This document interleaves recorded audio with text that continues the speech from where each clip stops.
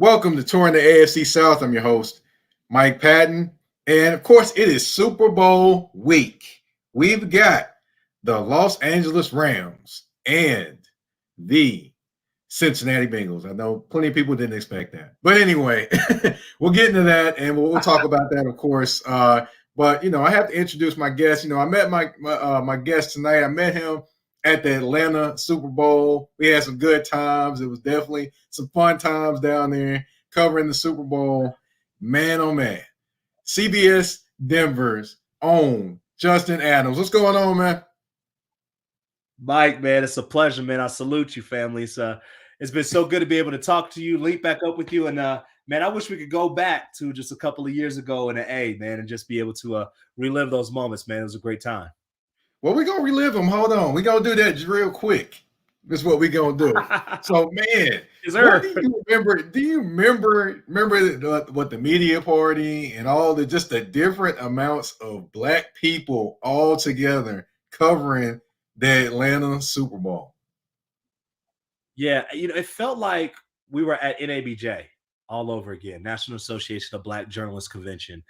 But it was a little bit different because it wasn't under the emblem of NABJ. But you saw so many amazing people, just making their way up, like Kelsey Nelson, for example, who's doing a tremendous job with her podcast as it just continues to grow. I mean, Homegirl has interns. When you have interns, you're doing something right. So, and at the time, I was just doing radio. And now I'm on TV, do radio from time to time as well, do both sports and news, and meeting so many other guys as well, just to see how our platforms continue to grow has been a huge blessing. But just to also be able to kick it. I think the one thing I missed the most out of that is that you had a group of hungry Black journalists who were hungry for the industry, hungry for success. And now you fast forward and look back a couple of years down the road and you see your podcast taking off. You see all the other different things that are happening. And it's a great thing to see.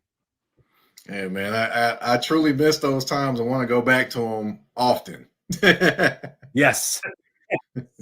Yes. But speaking of different things or whatever, of course we're going to get to the Super Bowl as well. But we have to talk about this season, of course, of NFL football. And of course, this show is touring the AFC South, so I do have to bring up an AFC South team, which that team is the Tennessee Titans, which no one expected them to be the number one seed. Then they lose to the Bengals in the divisional round.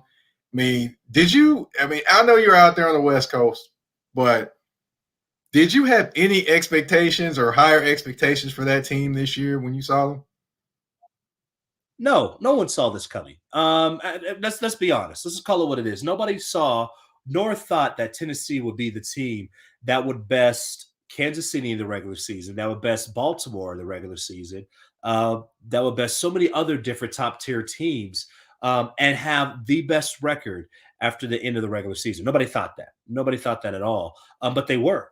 And Titans fans need to thank Broncos actually, because if it wasn't for the Broncos knocking out Marcus Mariota, I believe it was in 2019 where he got knocked out the game.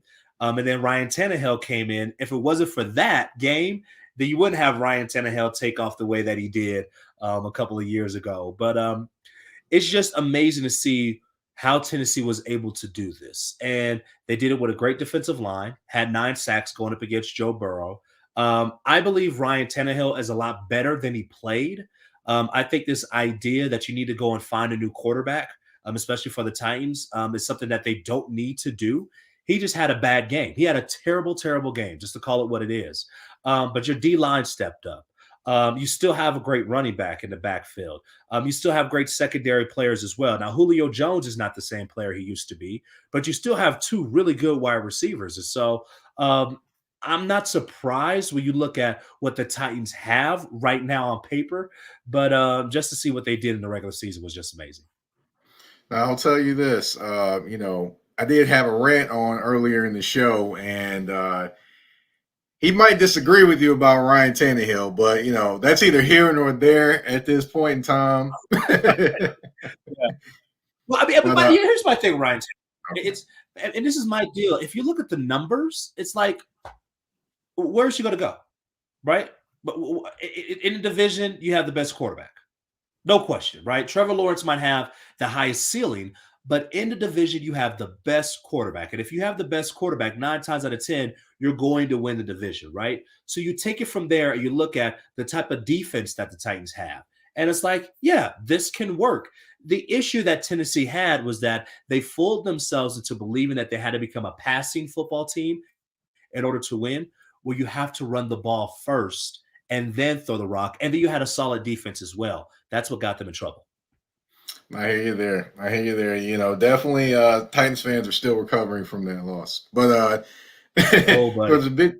the division in itself is pretty interesting itself. And of course, you know, you have the Carson Wentz and, you know, will he be back or won't he be back? You got the hire of Doug Peterson in Jacksonville, and then you have Houston who hires Lovie Smith. Now I have to ask you, which one did you not see coming? Doug Peterson Lovie Smith. or Lovie Smith? Brother, there's a couple of things coming. I didn't see Lovie Smith being hired, and I didn't see Moses being hired as the head coach as well, because Lovie Smith looks just like Moses, doesn't he? That great beard and everything. My God, I'm just waiting for him to part the Red Sea. Hopefully that could lead to some wins for the Texans. But, I mean, I didn't see it coming. I think Doug Peterson is another thing. I think we all looked early on and thought that the job would definitely, go in a different direction for Jacksonville. Byron Leftwich, he could have been the guy, right? But it didn't happen that way. But my biggest thing for Jacksonville is that you have got to take care of your quarterback. And Trevor Lawrence looked like he took a step back under Urban Meyer. Well, he didn't look like it. It started the worst way it could under Urban Meyer, right? And so you get a guy who has been a head coach before. He has worked with quarterbacks before. I mean, for goodness sake, Carson Wentz looked like an MVP candidate when he was under Doug Peterson. So hopefully the same thing will happen for Trevor Lawrence. We'll definitely see what happens there. And, of course, Titans fans are not hoping that Lovie Smith parts the Red Sea and gets wins down there. But, that's another story. Right. But I will say, let's, since we've talked about the AFC South, we do have to talk about where you are. Denver. New head coach. Yeah. Plenty of talk about a new quarterback potentially landing there. Yeah. Aaron Rodgers. But anyway, there's just a lot of things going on there. What did you make of the hiring of the new head coach? Well, I thought Nathaniel Hackett was a pretty good hire. And the idea was that, George Patton, who's the general manager of the Denver Broncos, not John Elway, folks. It is George Patton. But he wanted to have somebody who was a leader, number one. And so now you got a younger coach. He brings in a lot of great energy to the team as well. Work with Aaron Rodgers in Green Bay for 3 years. He's been an offensive coordinator for 8 years in the NFL. Speaking of AFC South, how about this? He was the offensive coordinator for Jacksonville, where they scored the most points in franchise history. You go back to 2017, and that team that just lost to Tom Brady and the Patriots at the time, when they had a 10-point lead in the fourth quarter in that AFC Championship game. So you take a look at all these other different pieces that are right there that he has. He's been able to work with different offenses, and that's been great. The reality is that if he doesn't get a quarterback, he won't be successful. You're in to what I call the toughest quarterback division in the league, bar none, hands down. Patrick Mahomes, Justin Herbert, Derek Carr, all three guys are capable of not only taking their teams to the playoffs, but taking them far in the playoffs as well. And the Broncos don't have that guy right now. So you're going to find yourself in 6 division games at a deficit at the quarterback position. And you rarely win those type of games. So they really have to figure that out if they want to be successful.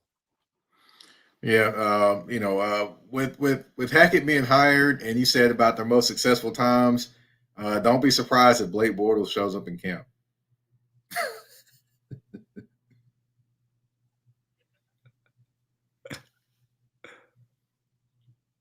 Oh, you cut out a little bit. Yeah, I would say don't be surprised if Blake Bortles shows up in camp for Nathaniel Hackett up there. See, that's the reason why the internet just cut out. You just said something silly like that, Mike. You can't say it. By the way, the Broncos actually did have Blake Bortles in camp last year. He was one of the quarterbacks on the team. It's just ridiculous what this team has gone through. I don't even want to lie. I just want a decent quarterback next year. Is that too much to ask? Can the Broncos just get a decent quarterback? I just need that. Well, they had. I will say this though, as far as Locke and Bridgewater, they're not the long-term answers. I believe Bridgewater is a good backup potentially, but as far as being the long-term answer, no, he's not definitely it. And Drew Lock definitely isn't it. No. And I think the issue with Drew Lock too is obviously forced to football a lot. He played his best football as a rookie in the last 5 games of the year. Went 4-1. Was under Rich Scangarello, who was the offensive coordinator at the time for the Broncos, and he looked good. I mean, the only bad game he really had was against Kansas City, at Kansas City. But other than that, he looked really good. And then the Broncos decided to make a change. Well, more Vic Fangio at the time made a change of offensive coordinator, brought in Pat Shurmur, and Drew Lock was never the same ever since. Low completion rating. Back in 2020, he had the most interceptions in the NFL. Tied with Carson Wentz, right? So just hasn't materialized to be that guy. And I think there's some people in Denver who really want him to be the long-term answer. But the reality is when you look at the other quarterbacks in your division, you will always have the 4th best quarterback if you go with Drew Lock. That's true. That's true. Now I want to step out of the player level and let's go to ownership. The Broncos are for sale. Now, I've seen a couple names mentioned out there, and one of them is Robert Smith, and the other one I just saw is Byron Allen trying to put together a group.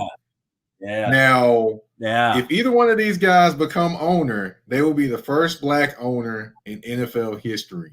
I mean, what do you think their chances are of becoming the first black owners in the NFL?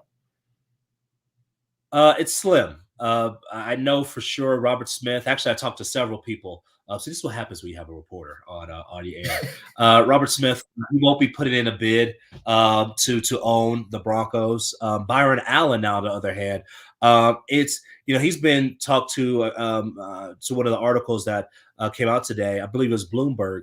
And, he said he had a conversation with Roger Goodell back in 2019 about the possibility of owning an NFL team. Now, here's the issue. He has a net worth of $450 million, which for us would be amazing.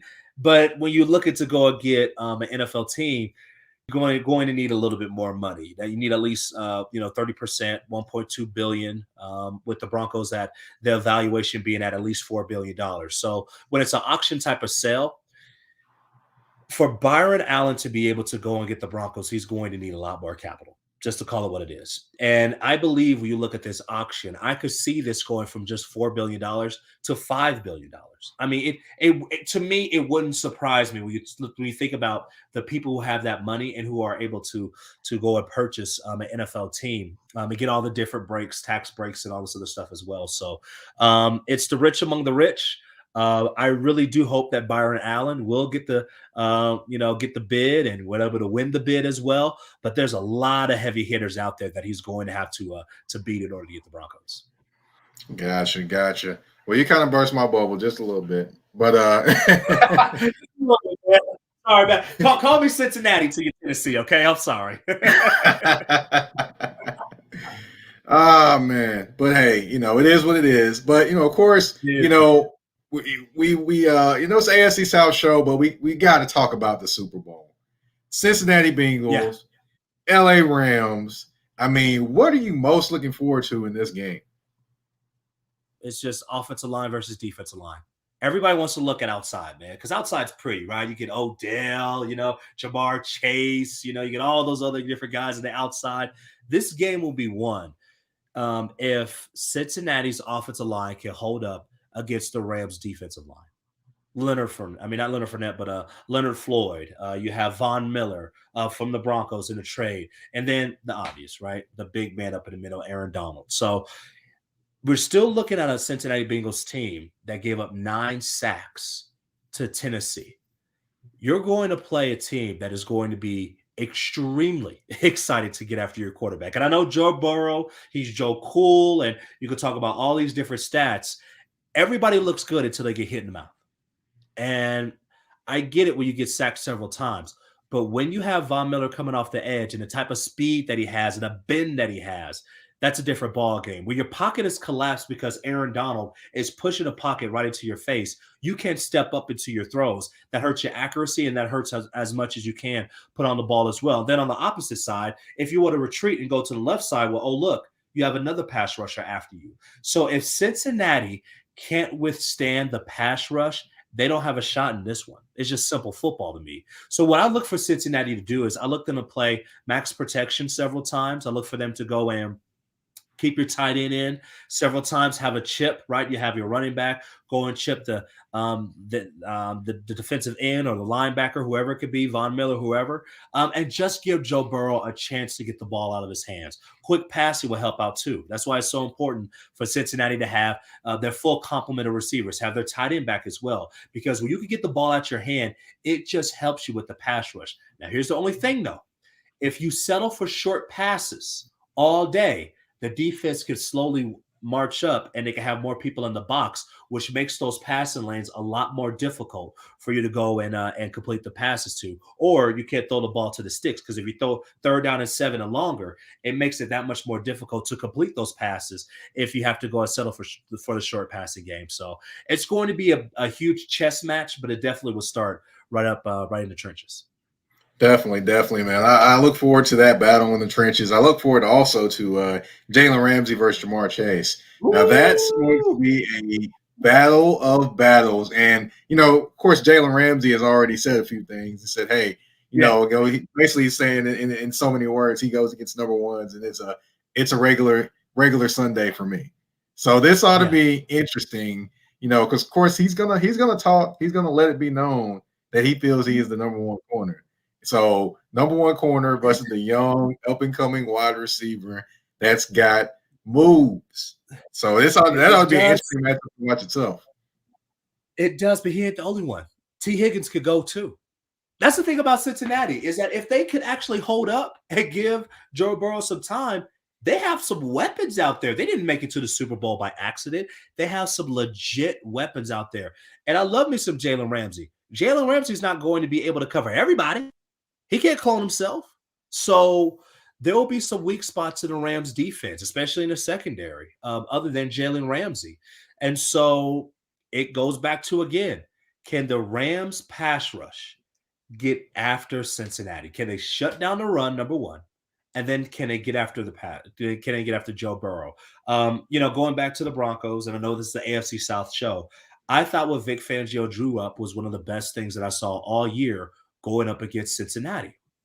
Made it very difficult for Joe Burrow to get the ball downfield. I feel that if the Rams actually use similar things that Vic Fangio did, that the Broncos had going up against Cincinnati, even though they lost, the Rams will have a great chance to win this game. They will have a wonderful, wonderful chance to win this game. Well, I will say this. I would be remiss if I didn't talk about the Rams offense and the Cincinnati defense. But nobody's really giving a chance for the Cincinnati defense, even though they've done great in 2 of the games that they've played, or 3 of the games. Yeah. So what do you think they need to do? For me, this is what I think. I think they need to kind of mix up coverages. First thing is to stop the run and make it obvious pass down the distances as well. But, what other things do you think they need to do? It comes down to 2 players for me. Chidobe Awuzie, who's a graduate from University of Colorado, where I played college ball. He has to have a big day outside. You talk about the importance of Jalen Ramsey. I'll go back to Awuzie. He has to have a big game going up against Cooper Kupp. And I don't think you could cover Cooper Kupp with just one guy, but you have to find a way how to limit his production, because that's the first player that Matthew Stafford is looking for. And we know all about Odell Beckham and what he brings to the game. He could break open the game all by his lonesome, but you have to go and pick and choose in certain plays who would be that guy that will hurt you, and it can't be Cooper Kupp, especially on 3rd down situations. That's the primary receiver. You cannot let Cooper Kupp stop you. The other player I'm going to go on the defensive line for Cincinnati is Trey Hendrickson. And he's a guy who signed from the New Orleans Saints last year, had a lot of sacks, But he needs to bring that pressure. He needs to come off the edge and bring the pressure to Matthew Stafford. Have Stafford, get a little case of happy feet and start to have dreams like he's right back in Detroit, to be very honest with you. Hit him a little bit. That's what's going to let Cincinnati be successful. And look, they're not here by mistake. They held Kansas City to 3 points in the second half and to overtime. They did that also when they played against them in the regular season, right? And then we saw what they did going up against Tennessee. 3rd down and 1, 4th down and 1. Was able to make a huge stop late in the game. Was able to also get 3 interceptions to win that game against the Titans. This is a team that we could all talk about experience, but this is a team that has the pieces to be able to win. I just don't know if it will be enough to beat a Rams team that is truly tailor-made for the spotlight to win in the Super Bowl. Oh, 2 other guys I will mention, the safeties for the Bengals. That would be Von Bell and Mike Hilton. Those are 2 guys that definitely can camouflage defenses very well, and that's one thing that nobody talks about that fooled Tannehill a lot. Yeah, in that game. Yeah, they really did. They really did. They did a tremendous job. Definitely. Now, of course, I got one last question for you. Yes, sir. I believe you know what it is. Yes. The winner of the Super Bowl this year will be the. I love me some Who Dey, but Who Dey don't really know who they are, because when they go up against the Rams, Who Dey is going to get beat on Sunday. Give me the Los Angeles Rams to get the dub. Von Miller gets ring number 2, and Matthew Stafford submits his status as a Hall of Famer with a W on Sunday. Give me all of that. Aaron Donald as well gets his ring, and it's well deserved. But I'll tell you this, Joe Burrow, he's not like Dan Marino, who got there his second year and never got back to the Super Bowl. Joe Burrow will be back later on in his career for sure. Well, you heard it here first. CBS Denver's Justin Adams giving you the Los Angeles Rams to win the Super Bowl. Man, it's been a pleasure having you on, man. And, can you tell everybody where they can find you on social media, things you're working on, whatever you want to tell everybody? Definitely. You can find me at Justin Adams TV on Twitter, Instagram. On TikTok is Justin A. Adams TV.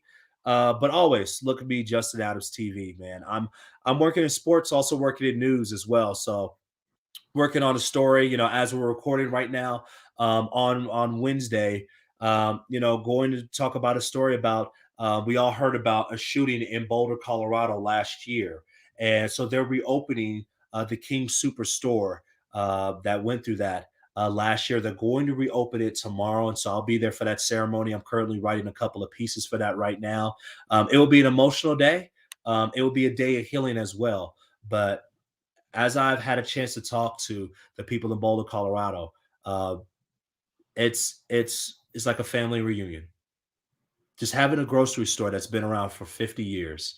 It's embedded into the community, and it's going to be an emotional time in order to see people there. So you can find me there. You can find me on all these different platforms as well. And hey, tweet me, text me, all that, hit me up. I'll respond back, man. God bless as always. All right. Well, thank you again for coming on. This has been another episode of Touring the AFC South, and we're out.